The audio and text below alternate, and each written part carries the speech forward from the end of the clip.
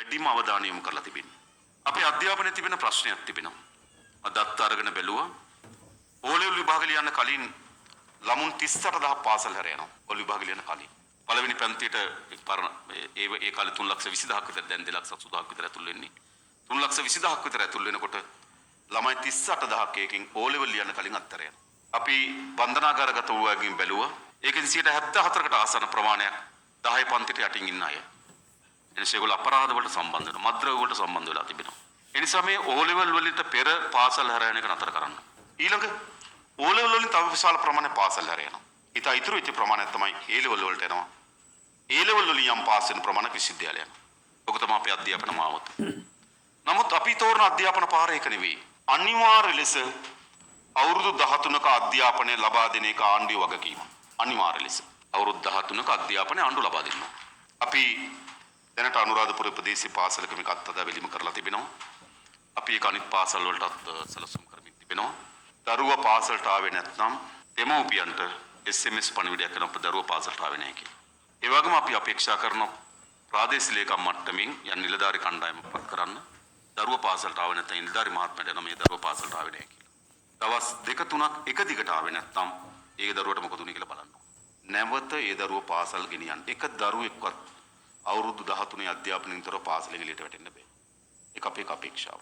ඊළඟ අධ්‍යාපන ප්‍රතිසංස්කරණ වැදගත් සාධක කීපයක් අපි අපේ හාමුදුරුවෝ වහන්සේ කිව්වා වගේම පොත්වල තියෙන බර සහ අපේ විෂය නිර්දේශයන්ගේ තියෙන යම් පැරණිභාවය සහ නූතන ලෝකයේ නව දැනුමත් එක්ක සම්බන්ධ වෙලා තියෙනවද?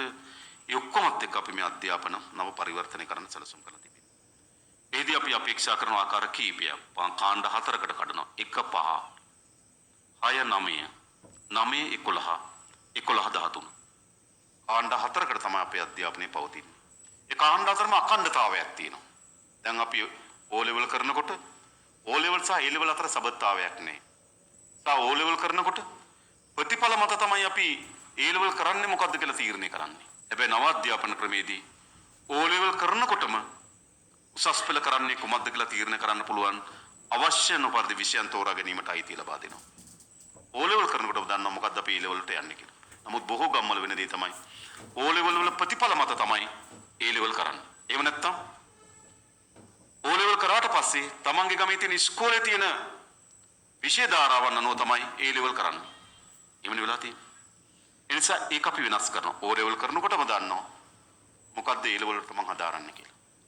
ඒ A level වලින් පස්සේ යට පාරවල් දෙකක් තියෙනවා. එකක් එයාට යන්න පුළුවන් මේ තියෙන විශ්වවිද්‍යාල පද්ධතියේ තියෙන පාරට යන්න පුළුවන්. අනිත් පැත්ත තමයි වෘත්තීමය පුහුණු ලබන පාරක් අපි හදන්න ඕන. මේ අවුරුද්දේ අපි වෘත්තීය පුහුණු මධ්‍යස්ථාන සඳහා පමණක් මිලියන 8000ක් වෙන් කරලා තිබෙනවා.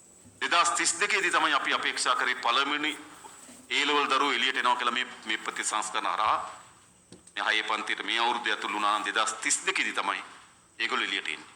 તો 2032 වෙනකොට රට පුරා තම පිළිගනු ලබන වෘත්තීය පුහුණු මධ්‍යස්ථාන ගොඩනැගීමට අපේ අඩුම තරමේ දිස්ත්‍රික්කයකට දෙකක්වත් තියෙන්න ඕන.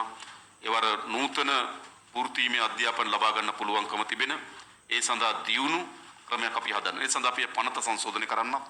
ඒ කතිකාචාර්යවරුන් තියෙන වැටුප්තල වැඩි කරන්න. ඒ අවශ්‍ය යන්ත්‍ර සූත්‍ර සහ අනිකුත් අවශ්‍යතා ලබා දෙන්නත් අපි සැලසුම් කරලා තිබෙනවා.